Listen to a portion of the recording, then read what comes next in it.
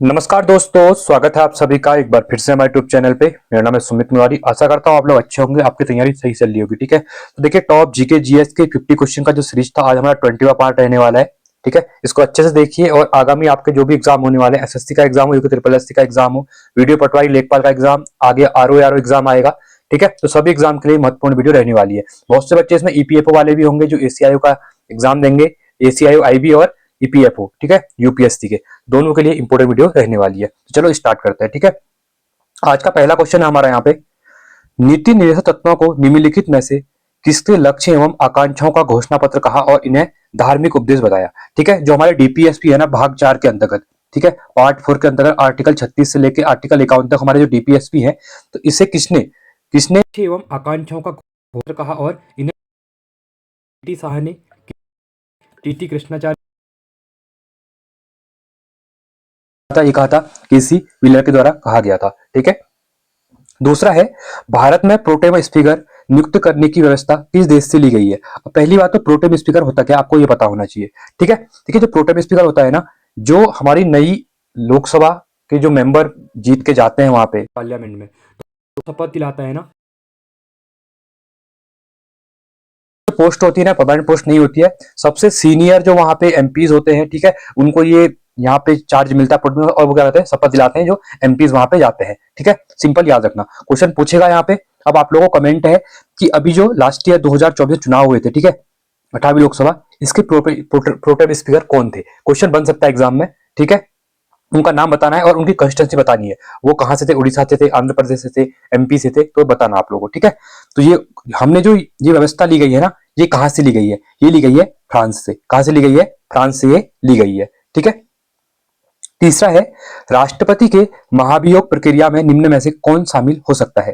ठीक है, अब बात क्या कर रहे हैं, महाभियोग। तो इंपीचमेंट है ना, आर्टिकल 61 में बोला गया है, हाँ लिखा गया है। ठीक है, अब कह रहा है कि कौन कौन इसमें भाग ले सकते हैं। संसद के केवल निर्वाचित सदस्य, संसद के निर्वाचित सदस्य तथा दिल्ली और पुडुचेरी विधानसभा से निर्वाचित सदस्य, संसद के दोनों सदनों के सभी, हाँ ऑप्शन नंबर सी रहेगा, संसद के दोनों सदन है ना, तो इनके जितने मेंबर हैं ये सब यहाँ पे भाग लेंगे इसमें। ठीक है, चौथा है यहाँ पे, यदि कोई व्यक्ति संसद के दोनों सदनों में चुन लिया जाता है, तो संसद दोनों सदन मतलब आपके लोकसभा की भी यहाँ पे बात कर रहा है और राज्यसभा की भी यहाँ पे बात कर रहा है। ठीक है, तो दोनों जगह से वो चुन लिया जाता है, तो उसने कितने दिनों के भीतर यह बताना होगा कि उसे किस सदन में रहना है। ठीक है, ये सिंपल एग्जांपल इसमें ये रह सकते हैं, सदन की बात भी करेंगे और कोई जैसे एमएलए है, ठीक है, एमएलए के चुनाव के बाद वो क्या करता है, पहले एमएलए है, अभी वो एमपी के लिए भी जीत चुका है, अब वो कहां चले गया, पार्लियामेंट चले गया, बट उसको एक जगह रिजाइन देना पड़ेगा, या तो एमपी में रिजाइन देना पड़ेगा, या फिर उसको एमएलए में रिजाइन देना पड़ेगा, या फिर राज्यसभा के लिए भी और लोकसभा के लिए भी, जहां भी वो गया है। ठीक है, तो उसको विद इन कह सकते हैं कि 10 दिन के अंदर बताना पड़ेगा और उसको एक जगह रिजाइन देना पड़ेगा। ठीक है, ऑप्शन नंबर ए बिल्कुल यहाँ पे राइट होगा। ठीक है, पांचवा है, पहली पंचवर्षीय योजना का मुख्य उद्देश्य भारत में कृषि की स्थिति में सुधार करना था। यह वर्ष ये कब शुरू हुआ था। ठीक है, जो पहली पंचवर्षीय योजना होती है ये हमारी 1951 से शुरू हुई थी, 1956 चली थी। ठीक है, तो इसमें कृषि पर ज्यादा जोर दिया गया। ठीक है, ये वर्ष कब शुरू हुई थी, ठीक है, मैंने बताई दी आप लोगों को। ठीक है, तो ऑप्शन नंबर सी रहेगा, 1951 से ये स्टार्ट यहाँ पे हुई थी। ठीक है, छठा क्वेश्चन है, राष्ट्रपति किसी मामले में सर्वोच्च न्यायालय से सलाह ले सकता है, इसका उल्लेख संविधान के किस अनुच्छेद में है। अब ध्यान देना क्या कह रहा है, राष्ट्रपति किसी मामले में सर्वोच्च न्यायालय जो सुप्रीम कोर्ट होता है ना, उससे सलाह ले सकता है, इसका उल्लेख कहाँ है। ये क्वेश्चन एग्जाम में बन सकता है क्योंकि रिसेंट में अभी एक मंथ पहले ही ये काफी न्यूज में था। ठीक है, तो यहाँ पे देखिए आर्टिकल 143, इसको याद करेंगे, मैं ठीक बताता हूँ आप लोगों को। ठीक है, आर्टिकल 143, तो क्या होता है, ये सलाह मांगता है, सुप्रीम क्या मांगता है, सुप्रीम कोर्ट से जो राष्ट्रपति होता है ना, यहाँ पे सलाह मांगता है, इसको याद रखना 143। ठीक है, कुछ सलाह मांग रहा है यहाँ पे, ऑप्शन नंबर डी हो जाएगा। सातवां है, संविधान के किस अनुच्छेद के तहत राज्य की कार्यकारी शक्तियां राज्यपाल में निहित है। ठीक है, अनुच्छेद 153, अनुच्छेद 154, अनुच्छेद 163 या फिर अनुच्छेद 164, ये भी इंपॉर्टेंट रहता है बार बार न्यूज में, तो आर्टिकल 154 रहेगा, ऑप्शन नंबर बी। ठीक है, आठवां है, सकल राष्ट्रीय उत्पाद के ग्रोस नेशनल प्रोडक्ट के निम्नलिखित में से किसको शामिल नहीं किया जाता है। अब देखिए किसको शामिल नहीं करते, कह रहा है किसमें, जीएनपी में। ठीक है, निजी प्रेषण, बाहरी ऋणों पर ब्याज की प्राप्ति, बाहरी अनुदान या फिर विदेशी निवासियों की आय। तो जीएनपी में हम किसको शामिल नहीं करते हैं, तो विदेशी जो निवासी होते हैं इनकी जो आय होती है ना, इस जैसे इंडिया में कोई काम कर रहा होगा, कोई एम्बेसी वाला होगा या कोई कंपनी में काम कर रहा, गूगल वाले कोई यहाँ भेजे होंगे, तो उनकी जो आय होगी ना उसको हम जीएनपी में इंक्लूड नहीं करेंगे, क्योंकि वो हमारे देश की इनकम नहीं है, वो पैसा तो बाहर जा रहा है ना, वो इंडिया में थोड़ी आ रहा है। तो इसको याद रखना, ठीक है। तो सकल राष्ट्रीय उत्पाद में जो विदेशी निवासी होते हैं उनकी आय को यहाँ पे शामिल नहीं किया जाता है, ठीक है। आगे बढ़ेंगे अगले क्वेश्चन की तरफ। 9वां क्वेश्चन है, बाजार में मुद्रा आपूर्ति को नियंत्रण करने के साधन के रूप में सरकारी बॉन्डों की बिक्री खरीद को कहा जाता है, ठीक है। जो बाजार में हम मुद्रा आपूर्ति करते हैं, नियंत्रित करते हैं, उसके लिए जो साधन के रूप में हमें सरकारी बॉन्ड बेचे जाते हैं, सरकारी बिक्री की जाती है, तो उसको क्या कहते हैं? ओपन मार्केट ऑपरेशन, तरलता समायोजन, जो आपका लिक्विडिटी होती है मार्केट में, ठीक है। सीमांत स्थायी सुविधा या फिर बाजार पूंजीकरण, इसको क्या कहा जाता है? इसको कहा जाता है आपका ओपन मार्केट ऑपरेशन कहा जाता है, जिससे क्या होता है हमारी जो मार्केट में नियंत्रित, उसको स्टेबल करते हैं हम चीजों को, ठीक है। जो कभी मतलब ऐसा जो होता है तो सरकारी बॉन्डों की बिक्री कर लेते हैं, ठीक है, तो गोल्ड की बिक्री कर लेते हैं, इस टाइप से जो होता है आपका। 10वां है, अगर किसी देश का भुगतान संतुलन विपरीत हो गया हो तो उसे किस संस्था से मदद लेनी पड़ेगी? विश्व बैंक से, विश्व व्यापार संगठन से, अंतरराष्ट्रीय मुद्रा कोष से, या फिर एशियाई विकास संगठन से, या एशियाई विकास जो बैंक है, ठीक है। तो अगर किसी देश का भुगतान संतुलन विपरीत हो गया है, मतलब हम क्राइसिस आ चुका है, कुछ इकोनॉमी जा रही है एकदम, पैसे नहीं बच रहे हैं, ठीक है, क्योंकि बाहर का डॉलर में चीजें खरीदते हैं हम लोग, अपना रिजर्व पैसा होता है वो नहीं बच पाता है, तो हम लोग सहायता कहां से ले सकते हैं? ये सब अंतरराष्ट्रीय मुद्रा, ये क्वेश्चन बहुत बार, इसको आप लोग याद कर सकते हैं। इनमें में से कौन सी रिपोर्ट विश्व बैंक द्वारा जारी नहीं की जाती है? कह रहा है world development report, ease of doing business, global economic prospect, या फिर ग्लोबल जेंडर गैप रिपोर्ट। तो इसमें से वर्ल्ड बैंक जारी कौन सी नहीं करता है, ठीक है। देखिए ग्लोबल जेंडर गैप रिपोर्ट ना यहाँ पे ये जारी नहीं करता है, कौन? World bank. बाकी world development report, ease of doing business, global economic prospect जो भी करती है, तीनों रिपोर्टों को वर्ल्ड बैंक यहाँ पे जारी करता है, ठीक है। 12वां है, निम्न में से कौन सी बेरोजगारी तकनीक में परिवर्तन के कारण होती है? अब तकनीक मतलब कुछ सडन, जैसे टेक्नोलॉजी आ चुकी है, टेक्नोलॉजी में चेंज हो रहा है, परिवर्तन हो रहा है, तो अब स्किलफुल जिसके पास स्किल नहीं है, जो जैसे सपोज मैं एग्जांपल देता हूं, पहले जो बैंक थे ना, तो बैंकों में जो काम होता था वो किसमें होता था? रजिस्टर में हो जाता, रजिस्टर वगैरह होते थे, वहीं पे देखा जोखा रखते थे। अचानक से क्या हुआ? कंप्यूटर आ चुके हैं। अब इसमें क्या होगा ना, तकनीक आ चुकी है। अब जो पुराने होंगे जिसने कंप्यूटर चलाया नहीं था, जो अभी सपोज मैं एग्जाम्पल देता हूँ, जो उसकी 78 के टाइम की जो मतलब जो जॉब लगे हुए 80s के टाइम के, 70s के टाइम के थे, तो उनको तो एकदम से कंप्यूटर आएगा नहीं। अभी की जनरेशन तो कंप्यूटर ही पढ़ रही है, तो कंप्यूटर पे काम कर रही है, ऑफिसों में कंप्यूटर में काम हो रहा है। तो अभी अचानक से जो परिवर्तन होता है तकनीकी कारण से, तो उसको क्या बेरोजगारी कहते हैं? अदृश्य बेरोजगारी कहते हैं, संचात्मक बेरोजगारी, स्ट्रक्चर बेरोजगारी कहते हैं, या फिर घर्षण बेरोजगारी कहते हैं, या फिर शिक्षित बेरोजगारी इसको कहा जाता है। तो इसको कहते हैं स्ट्रक्चर कहते हैं, क्योंकि स्ट्रक्चर सडनली क्या हुआ है, टेक्निक आ चुकी है, तो उससे क्या होगा, बहुत से लोगों को रोजगार वहां पे नहीं मिल पाएगा, क्योंकि वो अनएम्प्लॉयमेंट वाले हो जाएंगे, ठीक है, क्योंकि एम्प्लॉयमेंट उनका कम हो जाएगा, क्योंकि उनको टेक्निकल चीजें नहीं आती है। कहने का मतलब ये है, तो तकनीक परिवर्तन जो होता है ना, उसको कहते हैं स्ट्रक्चर बेरोजगारी कहते हैं, ठीक है। 13वां है, किस गुप्त शासक को शक्रादित्य कहा जाता है? स्कंदगुप्त, समुद्रगुप्त, चंद्रगुप्त सेकंड, या फिर बुधगुप्त को? किसको कहा जाता है? एक आ जाता है आपका स्कंदगुप्त को कहा जाता है, ठीक है। 14वां है, किस भारतीय रचना का सबसे पहले यूरोपियन भाषा में अनुवाद किया गया था? रामायण, महाभारत, भगवत गीता, या फिर अभिज्ञान शाकुंतलम? तो इसका पहली बार यूरोपियन भाषा में अनुवाद किया गया था, तो ये किया गया था आपका अभिज्ञान संकुलम का, ठीक है। ऑप्शन नंबर डी होगा शाकुंतलम, अभिज्ञान शाकुंतलम, ठीक है। 15वां है, निम्नलिखित में से कौन सा सम्राट अशोक के धम्म का भाग नहीं था? क्वेश्चन क्या कह रहा है? धम्म का भाग नहीं था कह रहा है, ध्यान से देखना, क्योंकि नहीं जो होता है ना, ये दिखता नहीं है बहुत बार, तो आप लोग क्या करें जल्दीबाजी में, निम्नलिखित में से कौन अशोक का धम्म था, आप मतलब पढ़ते ही नहीं है इसको। तो राजा का सम्मान करना, अपने धर्म से भिन्न धर्मों के प्रति सहिष्णुता, ब्राह्मणों का सम्मान करना, अपनी प्रजा के कल्याण को बढ़ावा देना, ठीक है। तो इसमें होता है आपका जो धर्म का भाग नहीं था ना, देखिए राजा का सम्मान करना ये था, अपने धर्म के भिन्न धर्मों के प्रति सहिष्णुता ये भी था, और अपनी प्रजा के कल्याण को बढ़ाना ये भी था, पर ब्राह्मणों का सम्मान धर्म के उसमें नहीं था, ठीक है। याद रखना, ब्राह्मणों का सम्मान अशोक के धर्म का भाग नहीं था, याद रखना, ऑप्शन नंबर सी हो जाएगा। देखिए आज के जो मैंने आपके लिए क्वेश्चन रखे हैं ना, ये बहुत ही एग्जाम के मतलब ये कह सकते हैं कि 90% एग्जाम आने के चांसेस ऐसे क्वेश्चन, तो आप खुद ही देख रहे हैं 15 क्वेश्चन कर चुके हैं, सबका लेवल अच्छा रखा है मैंने यहाँ पे, ठीक है। तो हर टाइप के क्वेश्चन आ रहे हैं, इकोनॉमी के भी आ चुके हैं, पॉलिटी के भी आ चुके हैं, अभी हिस्ट्री के चल रहे हैं, ठीक है। आगे हम पूरे 50 क्वेश्चन करेंगे यहाँ पे, और आपको वीडियो अच्छी लगती है ना, तो आप लोग वीडियो को लाइक कीजिएगा और वीडियो को शेयर भी कीजिएगा दोस्तों के साथ, क्योंकि मुझे भी मोटिवेशन चाहिए होता है, आप लोगों के लिए प्रैक्टिस मैं करवाता हूँ, ठीक है। तो आप लोग देखना, आपको पेड कोर्स के अंदर भी इतने अच्छी वीडियो यहाँ पे नहीं मिल पाते हैं, ठीक है, तो थोड़ा आप मुझे सपोर्ट यहाँ पे कर सकते हैं। 16वां है, सिंधु सभ्यता में कुबहू वाले साड़ी की आकृति वाली मुहर की प्राप्ति कहां से हुई है? अब किसकी बात कर रहा है? सिंधु घाटी सभ्यता में ना कुबड़ वाले साड़ की आकृति मिली हुई है, ठीक है। ये मुहर की प्राप्ति कहां से हुई है? लोथल, हड़प्पा, मोहनजोदड़ो या फिर रोपड़। तो ये हुई है आपकी यहां से मोहनजोदड़ो से हुई है। तो ऑप्शन नंबर सी यहाँ पे बिल्कुल आपका राइट रहने वाला है। 16वां क्वेश्चन है यहाँ पे, राज्यसभा के संबंध में निम्न में से कौन सा कथन गलत कह रहा है? ठीक है, राज्यसभा क्या होती है? आपकी अपर हाउस होती है, ठीक है। यहां से हर 2 साल में 1/3 मेंबर क्या होते हैं? रिटायर होते हैं, ठीक है। इसको याद रखना। अब देखिए ये जो अपर हाउस है ना, ये कभी खत्म नहीं होता है, डिसॉल्व नहीं होता है, ठीक है, चलते रहता है। अब कह रहा है कि निम्न में से कौन सा गलत है? कह रहा है पहली बात, अनुच्छेद 80 में राज्यसभा की संरचना का उपबोधन किया गया है, ये बिल्कुल सही है। आपने ऐसे याद रखा होगा सरला करके, सरला नाम से, ठीक है। संसद की बात करता है 79 में, राज्यसभा की बात करता है 80 में, और लोकसभा की बात करता है 81 आर्टिकल में। तो जहां पे देखिए 80, तो यही लिखा हुआ है अनुच्छेद 80 राज्यसभा की संरचना का उपबोधन करता है, बिल्कुल सही है। वर्तमान में राज्यसभा की कुल संख्या 245 है, ये भी बिल्कुल आपका सही है, ठीक है। राज्यसभा की सदस्यता के लिए न्यूनतम आय उम्र 35 वर्ष है, नहीं ये आपका गलत है, 35 वर्ष यहाँ पे नहीं होती है, ठीक है, ये बिल्कुल गलत हो जाएगा। राज्यसभा एक स्थायी सदन है, इसके 1/3 सदस्य, हाँ ये मैंने बता दिया था आपको, देखिए 2 साल में 1/3 सदस्य क्या होते हैं यहाँ पे? निर्वाचित होते हैं, मतलब निवृत्त होते हैं, मतलब रिटायरमेंट होते हैं, ठीक है, रिटायर हो जाते हैं यहाँ पे। तो याद रखना 1/3 2 वर्ष में, तो बिल्कुल ये भी सही है, ये भी सही है, ये भी सही है। ऑप्शन नंबर सी गलत है, और ये हमको गलत पूछा गया था, ठीक है। देखिए ऐसी चीजों को पढ़ोगे ना तो चीजें आसान होंगी आपका। देखिए एमसीक्यू भी हो गया आपका, राज्यसभा का एक टॉपिक भी यहाँ पे क्लियर हो गया है, ठीक है।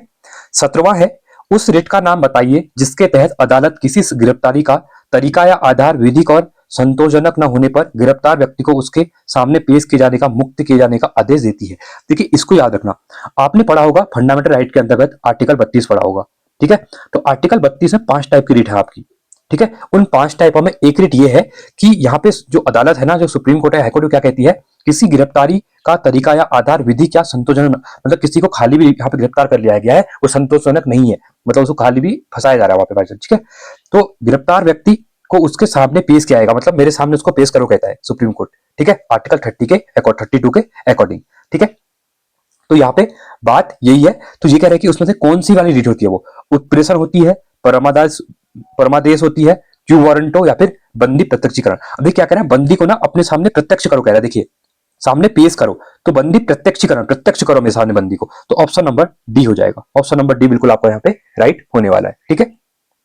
18वां है, खाद्य श्रृंखला में मानव है, एक निर्माता, केवल प्राथमिक उपभोक्ता, केवल द्वितीय उपभोक्ता, बीएनसी दोनों। देखिए खाद्य श्रृंखला आपने पढ़ी होगी एनवायरमेंट के अंतर्गत, ठीक है। तो खाद्य श्रृंखला में क्या है, जो मानव है, एक तो क्या है आपका प्राथमिक उपभोक्ता है, एक तो क्या है प्राथमिक उपभोक्ता है, दूसरा वो क्या है, दूसरा वो क्या है आपका एक केवल द्वितीय उपभोक्ता भी है। एक तो प्राथमिक भी है और एक क्या है द्वितीय उपभोक्ता भी है, ठीक है। तो दोनों बिल्कुल है, क्योंकि हम लोग मांस वगैरह भी खाते हैं, तो मांस क्या आ जाएगा, द्वितीय में आ जाएगा, ठीक है।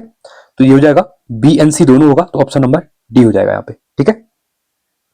19वां क्वेश्चन है यहाँ पे, राष्ट्रपति द्वारा संविधान के उल्लंघन करने पर महाभियोग चलाकर उस पद से हटाया जा सकता है, ऐसा संविधान के किस अनुच्छेद में दिया गया है? ये क्वेश्चन अगर आपने ध्यान से वीडियो सुनी है तो हमने आगे डिस्कस कर लिया था, इंपीचमेंट वाला क्वेश्चन, ठीक है। तो ये होगा आर्टिकल 61 आपका, ऑप्शन नंबर बी होगा, ठीक है। ये क्वेश्चन ऑलरेडी डिस्कस करा चुका हूं मैं, तो आप वो देख सकते हैं वो भी, ठीक है। ऑप्शन नंबर बी हो जाएगा। 20वां है, किस संविधान संशोधन द्वारा दिल्ली विधानसभा तथा पुडुचेरी विधानसभा के निर्वाचित सदस्य को राष्ट्रपति के निर्वाचन मंडल में शामिल किया जाता है? देखिए 2 ही यूटीज हैं, ठीक है, जिसके मेंबर्स को क्या होता है यहाँ पे, एक तो यहाँ पे विधानसभाएं भी हैं, याद रखना, दिल्ली, और होने को तो विधानसभा जो है ना वो जम्मू एंड कश्मीर में भी है, ठीक है, इसको भी याद रखना। बट यहाँ पे विधानसभा दिल्ली और ये पुडुचेरी के सदस्य होते हैं ना, ये राष्ट्रपति के निर्वाचन मंडल में शामिल होते हैं। अब ये कौन से संविधान संशोधन के थ्रू इनको ये पावर दी गई, ये अधिकार इनको दिया गया, ये क्वेश्चन यहाँ पे पूछ रहा है। ये दिया गया था 70वां संविधान संशोधन हुआ था इसके अकॉर्डिंग, ठीक है। ऑप्शन नंबर यहाँ पे बी बिल्कुल आपका राइट होने वाला है। अगला क्वेश्चन है, आगे बढ़ेंगे।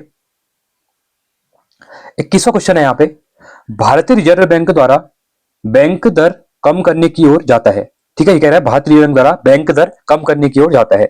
बाजार में अधिक तरलता होती है जब, बाजार में कम तरलता, बाजार में तरलता में कोई बदलाव नहीं, वाणिज्यिक बैंकों द्वारा अधिक जमा राशि का जुटाव। तो इसमें से इसका राइट ऑप्शन कौन सा होने वाला है? ये होने वाला है बाजार में अधिक तरलता। तो बाजार में लिक्विडिटी के लिए क्या होता है, बैंक दर में कम करने की ओर जाता है, ठीक है। मतलब कहने का मतलब बैंक कम करता है यहाँ पे दर को, ठीक है, ठीक है।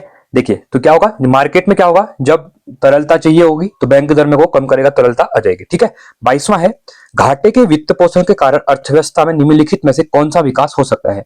मुद्रास्फीति में वृद्धि होगी, सरकारी कर्ज में वृद्धि होगी, धन की आपूर्ति में वृद्धि होगी, या फिर चालू खाता घाटे में सुधार होगा। देखिए ऐसे क्वेश्चन ना अभी रिसेंट में एग्जाम में देखे जा रहे हैं काफी ज्यादा। ठीक है, इस टाइप से मतलब आपको 4-5 ऑप्शन दे देता है, ठीक है, तो इसमें से कौन कौन से सही है ये बताइए करके। ठीक है, तो देखिए यहाँ पे क्या होता है, जब घाटे में वित्त पोषण के कारण अर्थव्यवस्था में क्या विकास होता है, मुद्रास्फीति में वृद्धि हो जाती है, सरकारी कर्ज में वृद्धि हो जाती है, और धन की आपूर्ति में वृद्धि हो जाती है। चालू खाते में सुधार ऐसा कुछ नहीं होता है इसमें। ठीक है, तो 1 2 3 होगा, टू वन वन टू, हाँ ऑप्शन नंबर डी है। देखिए 1 2 3 बिल्कुल यहाँ पे राइट है आपका। ठीक है, आगे बढ़ते हैं अगले क्वेश्चन की तरफ। संसद में केंद्रीय बजट की तैयारी और प्रस्तुति के लिए निम्नलिखित में से कौन सा विभाग जिम्मेदार है? और देखिए पहली बात, जो केंद्रीय बजट होता है ना, हमारे संविधान में ना फाइनेंशियल स्टेटमेंट लिखा हुआ है आर्टिकल 112 में, और ये आर्टिकल बहुत बार पूछता है। ठीक है, इसको याद रखना आप लोग। अब यहाँ पे कह रहा है इसके लिए जो तैयार बजट को तैयार करता है, प्रस्तुति करता है, इसके लिए जिम्मेदार कौन सा विभाग होता है, कौन सा डिपार्टमेंट होता है?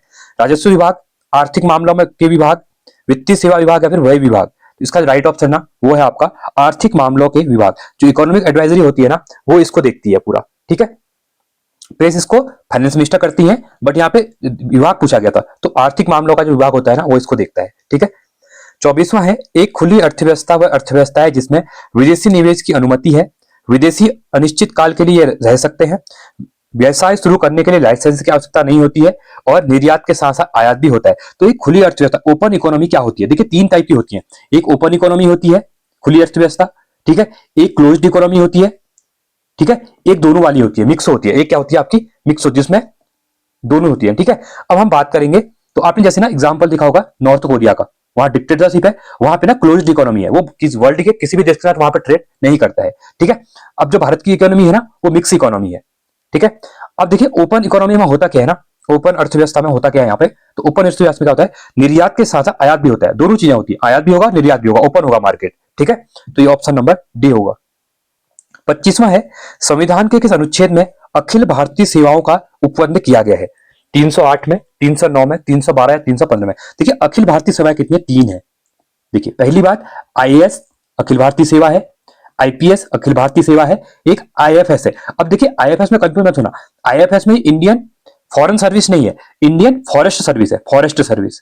ठीक है, तो बहुत बार आईएफएस और आईएफएस में क्या होता है, क्वेश्चन पूछता है, क्योंकि आईएएस आईपीएस सबको पता होता है कि हमारी अखिल भारतीय सेवा है, बट आईएफएस में ना इसको याद रखना, जो फॉरेन सर्विस है ना वो नहीं आती है, जो फॉरेस्ट सर्विस है ना वो आती है। ठीक है, तो ये कौन से आर्टिकल में इनके बारे में यहाँ पे लिखा गया है, ये पूछा गया है, तो आर्टिकल 312 में इसके बारे में लिखा गया है, आर्टिकल 312 ऑप्शन नंबर सी। ठीक है, आई होप आपको वीडियो पसंद आ रही होगी। ठीक है, चीजें एक्सप्लेन हो रही है यहाँ पे।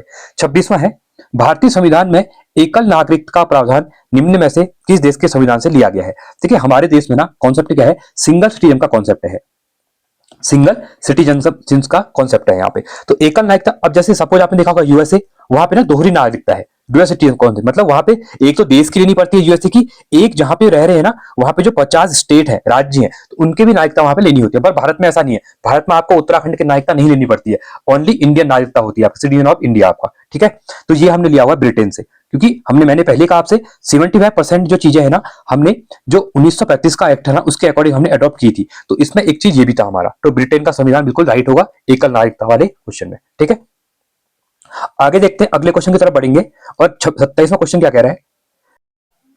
ठीक है, ध्यान से पढ़ना। यह सिद्धांत की भारत यह सिद्धांत की स्वतंत्र भारत के लिए एक नई संविधान को तैयार करना मुख्यतः खुद भारतीयों की जिम्मेदारी होनी चाहिए। पहली बार निम्नलिखित में से किस एक स्वीकार किया, मतलब किसने स्वीकार किया था, कह रहा किस चीज में स्वीकार किया गया था? ठीक है, भारत सरकार अधिनियम 1935, वाइसराय लिंथेगो का अगस्त प्रस्ताव, क्रिप्स प्रस्ताव, या फिर कैबिनेट मिशन। तो पहली बार जो ये स्टेटमेंट दी गई थी ना कि यह सिद्धांत है कि स्वतंत्र भारत के लिए एक नए संविधान को तैयार करना, वो किसकी जिम्मेदारी है? खुद की जिम्मेदारी है भारत के लोगों की। ठीक है, तो ये कहां पे स्वीकार इसको किया गया था? ये स्वीकार किया गया था आपका वाइसराय लिंथेगो का अगस्त प्रस्ताव जो आया था ना, उसमें इस चीज को यहाँ पे स्वीकृत किया गया था। ठीक है, आगे बढ़ते हैं अगले क्वेश्चन की तरफ। 28वां क्वेश्चन है यहाँ पे, ब्रिटिश भारत में कानून निर्माण की प्रक्रिया में भारतीय प्रतिनिधियों को शामिल करने की शुरुआत निम्न में से किस अधिनियम द्वारा हुई थी? भारत परिषद अधिनियम 1909, 1861, 1892 या फिर 1858? इंपोर्टेंट क्या कह रहा है, कानून बनाने की प्रक्रिया की बात कर रहा है, भारतीय प्रतिनिधियों को शामिल करने की वहां पे पहली बार जो बात की गई थी ना, वो की गई थी 1861 में की गई थी। इसके बाद ही आपने देखा होगा ना, यहीं पे इंडियन पीनल कोड बने थे, आईपीसी की धाराएं वगैरह भी बनी हुई थी। ठीक है, तो ऑप्शन नंबर बी रहेगा यहाँ पे। 29वां है, निम्न कथनों में कौन सा कथन सही है? लोकसभा अध्यक्ष संसद की संयुक्त अधिवेशन बुलाता है। देखिए अब क्वेश्चन यहाँ पे आपका फंस चुका है। लोकसभा का जो अध्यक्ष होता है ना, वो संसद की संयुक्त अधिवेशन की अध्यक्षता करता है। क्वेश्चन को बनाना देखिए, छोटी छोटी चीजें होती है ना, कंफ्यूज कर देती है। अध्यक्षता करेगा यहाँ पे लोकसभा अध्यक्ष, बट इसको जो बुलाता है ना, बुलाता है राष्ट्रपति। ठीक है, तो पहला तो आप गलत हो जाएगा, सीधा गलत है आपका पहला वाला। अगला पढ़ते हैं, संयुक्त बैठक की अध्यक्षता संसद के उच्च सदन के सभापति करते हैं। नहीं, ये भी आपका गलत हुआ, क्योंकि देखिए उच्च सदन कौन सा है? अब यहाँ पे ना आपको चीजें पता होनी चाहिए छोटी छोटी। देखिए उच्च सदन जो होता है राज्यसभा, अपर हाउस में, ठीक है। और जो कि सभापति होते हैं वहां पे उपराष्ट्रपति होते हैं, वो तो करते नहीं। मैंने क्या कहा आपको, लोकसभा का अध्यक्ष करता है यहाँ पे, तो ये भी गलत हो जाएगा आपका। तीसरा है, संयुक्त बैठक की कार्रवाई लोकसभा के प्रक्रिया नियमों के अनुसार संचालित की जाती है। बिल्कुल सही है आपका, ठीक है। अगला कह रहा है, संयुक्त बैठक की कार्यवाही राज्यसभा के प्रक्रिया नियमों के अनुसार संचालित होता है। नहीं, ऐसा कुछ नहीं है, ठीक है। लोकसभा के अकॉर्डिंग होती है, ध्यान रखना, राज्यसभा के अकॉर्डिंग नहीं होती है, ये गलत हो जाएगा। तो ऑप्शन नंबर सी बिल्कुल आपका यहाँ पे राइट रहने वाला है, ठीक है। तीसरा है, निम्न में से किस राज्य से होकर भारतीय मानक समय रेखा गुजरती है? मध्य प्रदेश, झारखंड, पश्चिम बंगाल या फिर मिजोरम? ये कहां से गुजरती है? ये गुजरती है आपकी यहाँ पे मध्य प्रदेश से। 5 राज्यों से जाती है, ठीक है, याद रखना इस टाइप से। तो यहाँ पे मध्य प्रदेश आता है, ठीक है, यूपी आएगा, पीछे नीचे जाते जाते नीचे पहुंच जाता है यहाँ पे तेलंगाना साइड में, ठीक है। चलिए आंध्र प्रदेश में आगे बढ़ते हैं। 31वां है, निम्नलिखित समूह में से कौन सा पूर्व से पश्चिम की ओर पहाड़ियों का सही क्रम है? अब पूर्व से पश्चिम कह रहा है, मतलब आपको इस टाइप से यहाँ आना है, ठीक है। तो यहां से ऐसे बताना है आपको। पहला कह रहा है, इसमें राइट डायरेक्टली इसको याद रखो, ठीक है, याद करने की ये मैप का क्वेश्चन है। तो मिसिमी, अबोरा और मिरी हो जाएगा, ठीक है, ऑप्शन नंबर डी हो जाएगा। 32वां है, पालघाट दर्रा किन 2 राज्यों के बीच स्थित है? देखिए अब इसको सिंपली ऐसे याद रखो, पाताल जो होता है ना, नीचे होता है ना, पाताल कहते हैं ना, पाताल में घुस जाएगा, बस पाताल सबसे नीचे है। ये आपका तमिलनाडु और केरल मिलेगा, पहली बात तो, ठीक है। भाउरघाट, पालघाट ये आपने पढ़े होंगे, रिसेंट में क्वेश्चन पूछा भी गया था इनका ऑर्डर लगाने को, नॉर्थ ईस्ट, ठीक है, जो कि ट्रिपल एससी ने क्वेश्चन बहुत बार एग्जाम में पूछा हुआ है, इसलिए ध्यान से पढ़ना है इसको। देखिए ये है केरल और तमिलनाडु में। पाताल से याद रखो ना, पालघाट मतलब पाताल, तो सबसे नीचे कौन सा है हमारा? तमिलनाडु और केरल है, तो यहीं पे होगा, ठीक है। 33वां है, निम्न में से कौन सा मैग्रोव वनस्पति स्थल तमिलनाडु में स्थित नहीं है? पिछावरम, मुथुपेट, रामनद या फिर कुंडापुर? इसमें से कौन सा कह रहा है कि तमिलनाडु में स्थित नहीं है, ठीक है, ये ऑप्शन नंबर डी हो जाएगा, कुंडापुर यहाँ पे नहीं है। 34वां है, निम्नलिखित में से कौन सा खरीफ फसल नहीं है? कह रहा है सरसों, ये खरीफ की फसल ऑब्वियसली क्या है? नहीं है, क्यों? ये रबी की फसल है, ठंडे में बोई जाती है, आपने देखा होगा, ठीक है। धान, ज्वार और सोयाबीन क्या है? ये सब आपकी खरीफ की फसलें है, तो ऑप्शन नंबर ए हो जाएगा, ठीक है। अगला क्वेश्चन है यहाँ पे, पारिस्थितिकी तंत्र में ऊर्जा का स्रोत क्या है? ये तो बहुत सिंपल क्वेश्चन है, ठीक है। तो पारिस्थितिकी जो होता है वो किसके ऊपर डिपेंड होता है? सौर विकिरण पे होता है, ठीक है। तो ऑप्शन नंबर ए बिल्कुल यहाँ पे राइट हो जाएगा, ठीक है। 36वां है, पोलावरम बहुउद्देशीय योजना किस नदी पर है? पेन्नार नदी, नर्मदा नदी, गोदावरी या फिर वेगाई रिवर? तो ये कहां पे हो जाएगा? ये हो जाएगा गोदावरी रिवर पे पोलावरम परियोजना, ठीक है ना। आगे बढ़ते हैं अगले क्वेश्चन की तरफ। 37वां है, निम्नलिखित में से दक्षिण भारत स्थित एकमात्र महाजनपद कौन सा था? देखिए 16 जो महाजनपद थे ना, उसमें दक्षिण भारत में ना एक ही था, चेदी, अस्मक, मत्स्य या फिर कंबोज। तो ये कौन सा था? ये था आपका अस्मक था, ठीक है। 38वां है, किताब उल यामिनी किसकी रचना है? अलबरूनी, फिरदौसी, उद्बी या फिर अमीर खुसरो? तो किताब उल यामिनी ये है आपकी उद्बी की है, ऑप्शन नंबर सी, ठीक है। तो आज मिक्स क्वेश्चन है, हर टाइप के क्वेश्चन रखे हुए हैं मैंने यहाँ पे, ठीक है। 39वां है यहाँ पे, विजयनगर राज्य की स्थापना हरिहर बुक्का द्वारा कब की गई थी? देखिए 1336 में की गई थी, इसको डायरेक्टली याद रख लो, ठीक है, बहुत बार पूछता है, ऑप्शन नंबर डी हो जाएगा यहाँ पे, ठीक है। और ये विजयनगर साम्राज्य कहाँ था? हाल में जो आपका कर्नाटक है ना, हम्पी के आसपास, हम्पी में इनकी राजधानी थी, तो ये कर्नाटक में पड़ता है, ठीक है ना। 40वां क्वेश्चन है यहाँ पे, कांग्रेस के जिस अधिवेशन में पहली बार राष्ट्रगान गाया गया था उससे अध्यक्ष कौन थे? रहमतुल्ला हसानी, विशन नारायण धर, अंबिका चरण मंजूरदार, गोपाल कृष्ण गोखले? तो इसका राइट ऑप्शन है आपका विशन नारायण धर, ऑप्शन नंबर बी हो जाएगा। 41वां है, लंदन में कर्नल वाइली की हत्या का संबंध है मदन लाल डिंगरा से, अरविंद घोष से, उधम सिंह से या फिर सोवन सिंह भकना से? का संबंध है मदन लाल डिंगरा से, ऑप्शन नंबर ए हो जाएगा। 42वां है, चतुर्थ बौद्ध संगति कनिष्क के शासनकाल में प्रथम शताब्दी में कश्मीर के कुंडलवन में आयोजित की गई थी, इसकी अध्यक्षता किसने की थी? अब देखिए 4 बौद्ध संगतियां होती है, इसको ऐसे याद रख लो, अकाअक, ठीक है, अकाअक। पहला है अजातशत्रु, कालाशोक, अशोक और कनिष्क, ये 4 थे, ठीक है। अब इसके अध्यक्षता की यहाँ पे बात कर रहे हैं, अश्वघोष, वसुमित्र, महाकश्यप या फिर मोगलीपित्तु तिस्स। और ये क्वेश्चन भी अध्यक्ष वाला रिसेंट में यूके ट्रिपल से लास्ट ईयर क्वेश्चन पूछा गया था, ठीक है। तो ये रहेगा वसुमित्र। तो जो चौथ हुई थी ना बौद्ध संगति कनिष्क के टाइम पे, तो इसमें जो अध्यक्ष था ना वो वसुमित्र था, ठीक है। तीसरे में मोगली भी तो तिस्सु था, ऐसे भी याद रखना, ठीक है। 43वां है, किस गवर्नर जनरल ने अफगानिस्तान के प्रति फॉरवर्ड नीति का अनुसरण किया था? Lord Lytton, Lord Cornwallis, Lord Elgin या फिर लॉर्ड मिंटो? तो इसका राइट ऑप्शन है आपका ये हो जाएगा लॉर्ड लिटन हो जाएगा, ऑप्शन नंबर ए। 44वां है, द इंडियन नेशन समाचार पत्र की स्थापना निम्न में से किसने की थी? जवाहरलाल नेहरू, मौलाना मजहरुल तहक, महाराजा कामेश्वर सिंह, डॉक्टर राजेंद्र प्रसाद? इसका राइट ऑप्शन आपका महाराजा कामेश्वर सिंह हो जाएगा, ठीक है। द इंडियन नेशन जो समाचार पत्र था। 45वां है, काकोरी कांड को निम्नलिखित में से किस संगठन के क्रांतिकारियों ने अंजाम दिया था? अनुशीलन समिति, Hindustan Republic association, Hindustan socialist Republic association, नौजवान भारत सभा? ठीक है, तो काकोरी कांड जो हुआ था आपका ये हिंदुस्तान रिपब्लिक एसोसिएशन, इसको याद रखना, ठीक है। हिंदुस्तान रिपब्लिक HRA कहते हैं इसको, ठीक है। किस वायसराय के कार्यकाल के दौरान श्वेत विद्रोह हुआ था? श्वेत विद्रोह, ठीक है। Lord Lytton, Lord Ripon, Lord Reading, Lord Minto? तो ये हुआ था आपका लॉर्ड रिपन के टाइम पे, ठीक है। ऑप्शन नंबर बी हो जाएगा। 47वां है, मद्रास प्रेसिडेंसी में स्वदेशी आंदोलन का नेतृत्व किया था? सैयद हैदर रजा, चिदम्बरम पिल्लई, के केपल्लम, सी राजगोपालचारी? तो मद्रास प्रेसिडेंसी में स्वदेशी आंदोलन का नेतृत्व जो किया था ना वो किया था चिदम्बरम पिल्लई के द्वारा, ठीक है। चिदम्बरम पिल्लई, ठीक है। 48वां है, अशोक के अभिलेखों की भाषा क्या थी? मोस्ट इंपोर्टेंट क्वेश्चन, पाली, प्राकृत, संस्कृत या फिर हिंदी? देखिए अशोक की अभिलेखों अगर पूछेगा तो प्राकृत भाषा में, किसमें लिखे हुए हैं? लिपि पूछेगा तो जो लिपि का ही